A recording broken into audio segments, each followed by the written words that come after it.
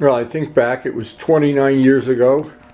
Karen and I bought this house, and the garage was falling apart, had a cement floor, had a leaky roof, and it wasn't much of a place to keep my motorcycle collection at the time, which was a lot smaller than it is now. But over the years, I've been able to get some free rugs and some free, I don't know, free stuff. And I really do enjoy working out in my shop now. It's become my little go-to place for a day of entertainment, especially when the weather's like today in the low 20s. And sometimes I think if I was not involved in motorcycling, maybe I'd play golf or tennis or bowling or who knows what, be an axe murderer, I don't know what it would be. But motorcycles have served a really good purpose in my life of keeping me active, keeping me busy, and teaching me the good work ethic that I hope I've been able to portray on these videos. And just like the FZR restoration, one of the things restoring a motorcycle teaches you is you got to stick with it even when the going gets tough. And somehow it always gets tough. Anyway, we're ready to start a day's work. Got several projects underway in the shop at the same time. We got Turbo Steve's tank that needs the stripe repositioned. I need one of my covers. I got to do the sanding and shaping. And the other one's probably ready for the final clear. I'm not sure till I go down there, but first I got to have a real cup of coffee when it's this cold. So our side panel with the clear on it has been drying up right by a heating vent overnight. That should be ready for a re-clearing, some sand out and whatever. But I thought I'd start the day off by getting Turbo Steve's tank. See, he wants to move this stripe up, so and I let him put the tape on, so the warranty did not run out on this. But it's a several step process. The first one is I got to back mask everything that's not black and cover this with black. Then I've got to back mask the black and recreate this stripe up here by putting tape on the red and shooting the white. So that'll mean this will all have to be back masked. Labor intensive job, but I'd rather do that than have it look crappy at the bike show he's going to, the Javits show.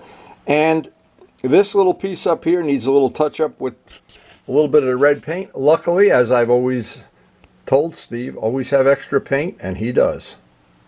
So because this has been sitting overnight, you can see this tape has pulled up, but it doesn't really matter in our case because what we're going to do is just, we're not using it right now, and I'll just trim that off. Same thing here, it's pulled up.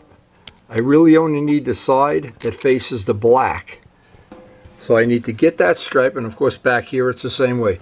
I need to back mask everything because I want to shoot the black right on that line. Anytime I do any amount of back masking, I always try to remember to thank our late friend Walt Prey for the information. Not only this, but a lot of the finishing information he shared with the world of modeling, and we've been able to pass a lot of it on. And this is one of them. Back masking with tin foil is just a good tip, period.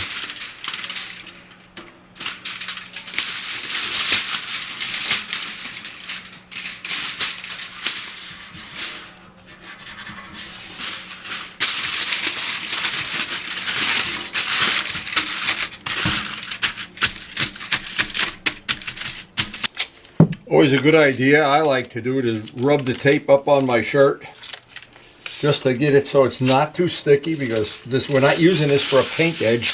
The fine line tape becomes the paint edge, so I don't want to take any chance of pulling up paint if I don't have to. This is relatively fresh paint.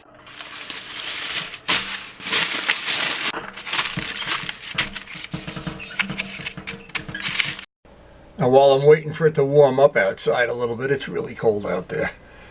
I thought I'd show this again, and this is cool. Now I have it on my computer screen, of course, from John. He did the artwork, and Steve was gracious enough to print me a nice copy that I have right by, how cool is this? Right by my computer, so I can sit here and daydream about in this project. What's really funny about this project in particular, it's changed so often and so many times, but that's the way it always works out, and there'll be more changes to come, and I just can't imagine we're not going to have fun. It's going to be a long winter, and they're already calling me Goldfinger. Well, it's warmed up. It's almost 30 degrees out there now, so no reason we can't paint. Actually, I don't like to paint much under 30 degrees. And all we're going to try to do in this work session is get this fogged in, because that'll be the new edge of the new stripe. And then we're going to have to back mask that, and we're going to have to ultimately paint the white and then back mask all of this and see what else has to be touched up. I know there's some touch-ups up there, but it'll all be worth it in the end, I'm sure.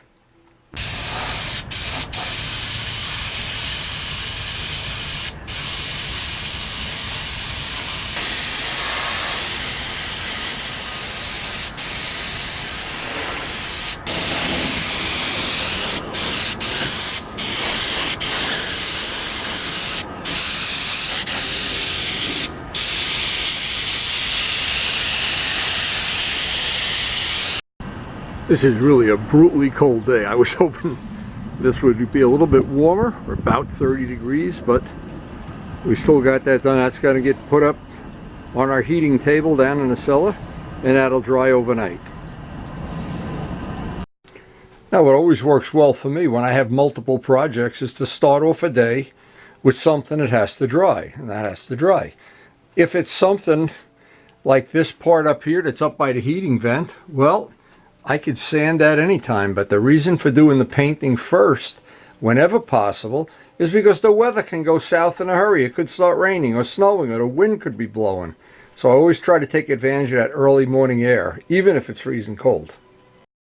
Now for this next step, I'm going to use some 600. This is our good friend Rhino Wet Indasa, and this is good for doing in-between clear coats. Anytime I'm sanding out clear that's only a day old, I want to be very delicate with it, especially if I'm using 600 paper is really on the rough side. But I know I'm going to put another coat on this, and that'll just help give it a good bond. But if you're in doubt, use 1000 grit, or if you really think you're going to go through. In this case, one of the advantages of having a black part, that as opposed to a yellow or a red part, you never have to worry the paint's going to match. If I have to touch this up, if I go through in some spot, really not going to be the end of the world. And I will take my time, detail this part out, and then based on how cold it is out there, though it's supposed to get really cold. I don't know why it's getting cold so early in the year here. I don't know. But anyway, boy, that summer ended so quick. It just ended like the curtain came down and the summer was over. Wow. Anyway, I'm going to get this sanded out, and if it's even any way possible, I'll get the next coat of clear on this. Now, another thing is if there's any dust in this, I see there's a couple little dust spots there, little things that don't belong in there. Well, you can always just sand it out with 2000 grit and put another coat of clear on.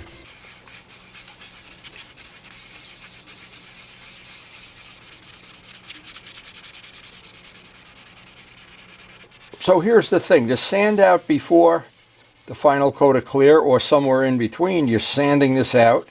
The idea is to get rid of any little flaws, any little dust that's in there, because what it'll mean is when I get the last coat, whatever that is, and maybe I'll have to do this once or twice more, once I have it perfectly flat and there are no fish eyes, no dust spots, I do it all with the block. Now what I've been doing, I wanted to show this trick as I catch a thread. When you're using a block on soft paint, only a day old, here's what happens. You really only wear out that very edge. So what I do is I just take the piece of sandpaper, trim it off. In fact, I'm going to do the next trimming on it. Just trim off that much, because that's the part that will, on soft paint, it picks up paint, and then it just gets the equivalent of being dull. So that is a really good tip when you're sanding soft paint, or anything that you think might be a little on the, the delicate side. That's a really good trick. Now, again, the other thing is I always do as much as I can with the block, and when I'm all done, I'll just go over it, especially in the fillet area here, by hand, just delicately as can be. I want the part to be flat, have no chance that my last coat of clear is going to have a problem. Part is just about as nice as I can make it, and I am really excited to see this thing really looking good. Now I'm going to stack the deck in my favor here because I'm going to be hanging this from this point on. So what I'm going to do, and I could show you this little thing that I do, I have this on with CA, but I just want to have some insurance with some hot glue that this is not going to come in the middle of the night, come crashing down and ruin all my handiwork. So I'll just put a bead of hot glue. Hot glue gets dissolved with alcohol. You can just get rid of it anytime you want. Let me just get this and show this small trick, but it's worth its weight sometime. Worth its weight in pepperoni. So this, I hope. Now it turns out I didn't think this was going to happen, but of course that's the adventure of doing this, is you never know. It's very convenient holding this while I'm sanding it, so it just couldn't be better. So all I got to do is tack rag this down. I'm going to mix up some clear, and this, if you think about this part, this fillet in here, first of all, this is all carbon fiber now, so it's strong. The fillet came out really nice, so it tends to look like it's all one piece. It doesn't look like a jagged edge. It's kind of checked all the boxes of what I wanted for this part. And what I really want, though, and I know I'm going to get it, is that ultimate black that just looks unbelievable. And by the way, there's a video on YouTube from Ammo NYC. They painted a Porsche and they wanted the ultimate paint job. And I stayed up the other night and watched the whole thing, and it just inspired me to want to have. They were sanding underneath the car and everything. But what a job they do. When you commit to perfection, you really, it's inspiring to other people.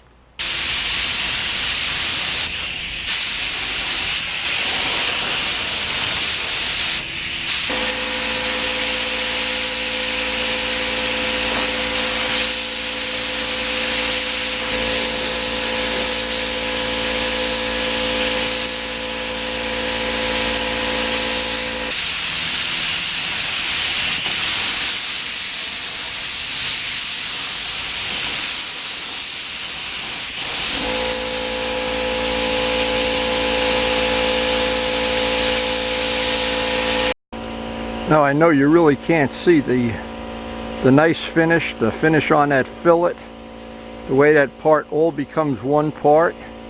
It's one of those things that looks, when this part is on the bike, it's going to look very easy to do, but there's a lot of work, and it's all carbon fiber. It's solid as can be. And once that finish is buffed out a couple of days from now, that's really going to be nice. I really am impressed with how that came out. But the only problem is there's no sun out here today, and it is freezing. I can't wait to get inside.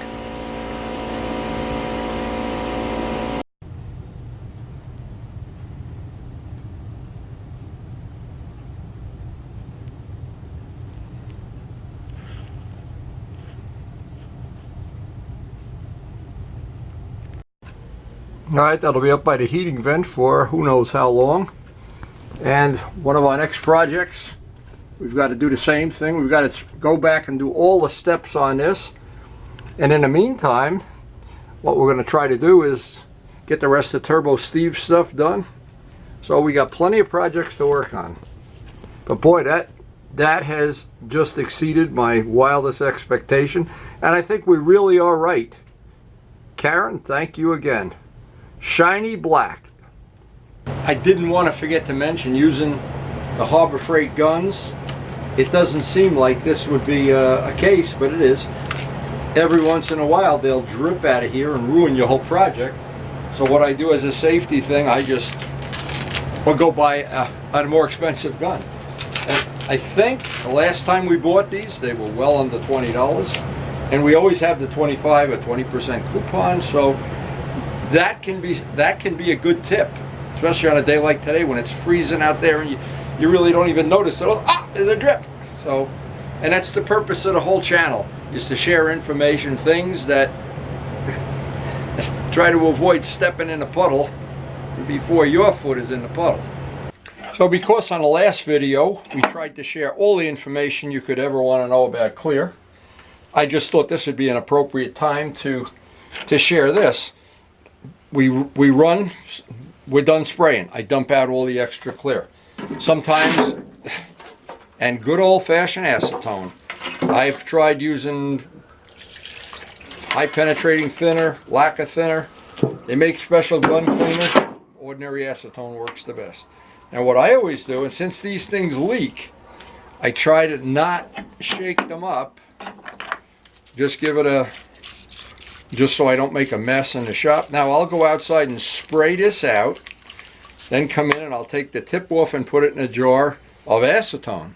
I've sprayed some of that. There's still a little bit left. A jar, ordinary jar. And you can never have too many jars. Turbo Steve usually brings me over a bunch of jars. And we appreciate it, of course. Now, there's a couple of things that are worth doing before you put the gun away. Now, of course, if you do this religiously, you've eliminated some of the problems that you can have. I like to just wipe that out. I want to look inside, make sure it's clean. I want to put the lid on, but don't tighten it. Just hand tight. Now, this usually will come. Oh, look at that! How strong I am! Wow. This is the key thing that'll make your shooting clear. Of course, it's a gun. It's never had anything else but clear. It's marked. I put this in my jar of acetone. I've got to have my big pliers, which, by the way, are great for pulling teeth too. You got a toothache? Done. This usually has to be a little tighter than hand tight, but you're not tightening a lug nut on a car. When you go to take this off, push the trigger in. It'll just make it a little bit easier for you. And again, this is all good quality information. I realize not everybody worked in a body shop half of their life like Luciano did. And sometimes I try to pass on information assuming somebody knows the basics. Well, I'd like to pass on all the information. And to be honest, a lot of people come to the shop for the first time and they look around and they go, oh my God, I thought it was going to be all neat and clean and Formica benches and one of those NASCAR floors and everything. And let's be honest, this is a working man's shop. This is a shop that the objective of having this shop is to get the job done, not to impress anybody with a NASCAR floor. And again, because these guns are so cheap, we have a gun for Yama yellow, a gun for clear, a gun for white, blah, blah, blah, a gun for black, a gun for red, a gun for Kawasaki green, and those guns, by doing it that way, we save a lot of effort. And the guns are so cheap. My God, I think all of these guns together would be what one DeVilbiss gun cost. And for our purposes, they work fine. Now here's a little issue that Scott is having with his restoration. He's got a part of the 82 Suzuki, an 850. There's a hole in the frame. Now, normally there would be a plug in there or a bolt or something. I don't know what that hole is for. But here's one of the things that I do know, that they use the same frame on several models and whatever, and maybe on one of the models a bracket or something was in there. But here's the tip. Lowe's and Home Depot make these cool little furniture plugs that are made to just go into holes like that. And they're a quarter a piece or something. They're like little corks and they just go right in. I've got them on the R1. I actually have them on the 752. And they were probably less than $1 anyway. And I think it would look a whole lot better with that hole plugged, or since you don't have the frame apart, you can't really Bondo it or anything. But anyway, just a thought. And that's the kind of information we like to share on a video. Now, just to mention, in this picture, the top shock hole is not plugged. This is one of the Photoshop ones we made with the gold wheel. Or John did it, of course. And Steve gave me the picture and we made a desktop out of it. But if you notice, and I wanted to show this, I found a rubber plug that fits right over that bolt head and I think looks a ton better, a whole lot better than that does anyway. And since that's going to be an area that's going to be where the part that we're working on now, the carbon part, I don't want to have a big ugly bolt just sticking out there. See, the rest of the bolts are all these nice Allen polished head bolts, and then here's this big, which is supposed to have a plastic cover over it that to me looks a little bit too cute. I don't really care for the cover. I like that. And when that cover is on it, I know it's gonna change the whole look of the bike. Just a thought. So Scott, I wanted to share this information with you. Of course, on an R1, these are not plugged. I bought these plugs. These came from Lowe's. This one covers something where there's just bolts showing there. And to me, that looked a lot better. And I noticed for an R1, after I did this, I noticed they make little sets of these you can buy off the internet, but I bought these at Lowe's, and they fit perfect. And it's the same thing on the 750. This part, I think, is... one of these is stock and one isn't. I don't remember which is which. But again, these things, they're just plugs. They snap on. And it just cleans up the bike. Now this is going to be a little dilemma on this bike because that new part is going to go here. That covers up the bolt. This is going to get covered up to a certain degree here. Well, it's going to be covered back here. But I think that looks a whole lot better than the part that comes with the bike. That's for sure. And I think any restoration you do, it's worth doing all the little details. And it's really, sometimes you think, oh, I spent the whole day to do something that nobody will notice, or it's a little baby detail, or it's something. And in the end, people notice it. I notice it. So, and hey, I'm the one that matters. It's my bike. I'm the one that matters. That should always be your attitude. I thought I'd just show one other little detail, something that matters to me. Now, I always thought the instruments on the GS, when they were in that plastic, I just didn't like the look because I'm not a flat black guy. And just painting the instrument cover, to me, it's a small detail, but it's something that changes the whole look of the bike. And again, all the time we spent on these arrowheads and all the patterns and within the next couple days we're going to start pulling that fairing apart and painting it. All of these little details, they all add up, and in the end, sometimes your eye doesn't even know why it likes it, but it does. A lot of little details. Now here's what I'm talking about. I have my little box.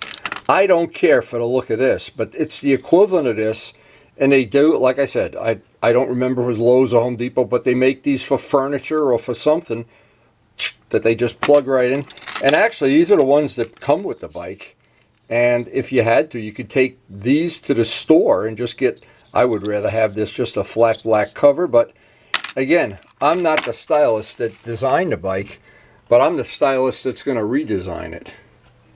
Now, I do have some time left today, and I figured what I'd do is start working on this part. I don't know how much I'm going to get done, but I know the second time you do a part, it always goes a little bit faster.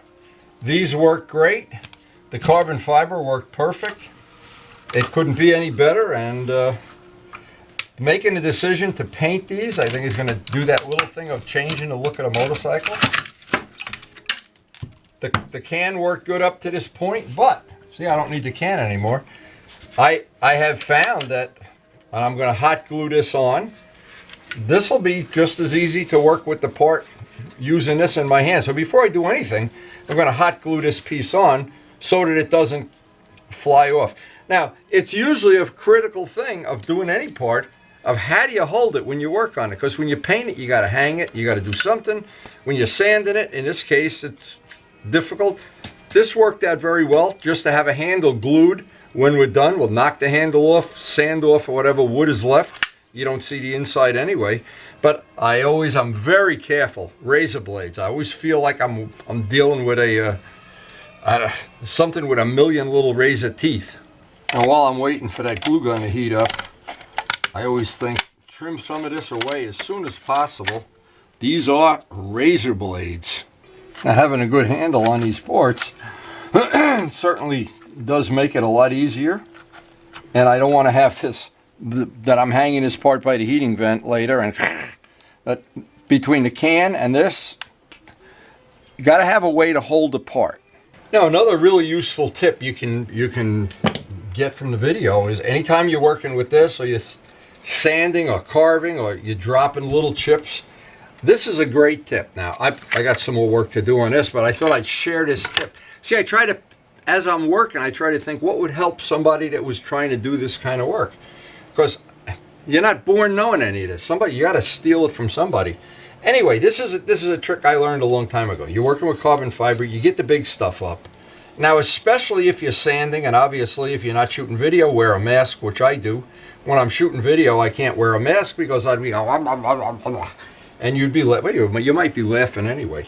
But anyway, and of course the whole purpose of these videos is to just pass on some of the things that it takes a long time for a person to learn. Now you have all this little dust and chips and stuff. What I did years and years ago, Karen and I were at a garage sale, and they were selling all like 100 of these towels. They got holes in them, and they're all different unmatched colors and everything. But I thought, oh, great for the shop. Now what I do, I take this outside, shake it, flip it over, use the other side, or use another one. It doesn't matter. And then at the end of the week or month or whatever, I have at least 20 of these towels. I make one load in the laundry. It gets rid of all the carbon dust, all the fiberglass sanding, everything. And I'm right back to like I just bought new towels. Always, this is so helpful. And all I have to do now is take this outside, fold it up like this. And I think this is a great shop tip, especially if you work with wood or carbon. And now here we go. Shake this out and I'm ready to go again.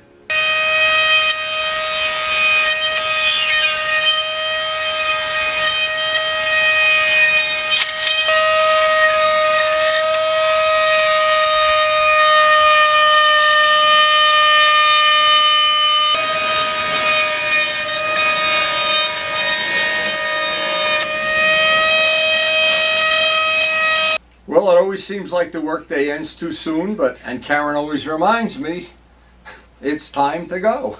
Anyway, we have to go get my grandson, and of course he is the priority of our life. And all of the things we do, these are things that they're enjoyable, they're relaxing, especially in this really cold weather. And the one thing I learned is you never want to rush it. If you're running out of time, you don't want to just, oh, I'll get this done today and I take some shortcut in that. We need more time. I need to sand this all flat, detail it out, prime it, paint it, whatever. But the good news is, this part should be dry to the touch by now. As I hang it up by the heating vent. I always like to show this. I always like to end on a positive note. That at some point in time, that part is going to look just like this part. I don't know if you can see my beautiful face in it. Anyway, but I hope you did enjoy the video, and thanks for watching.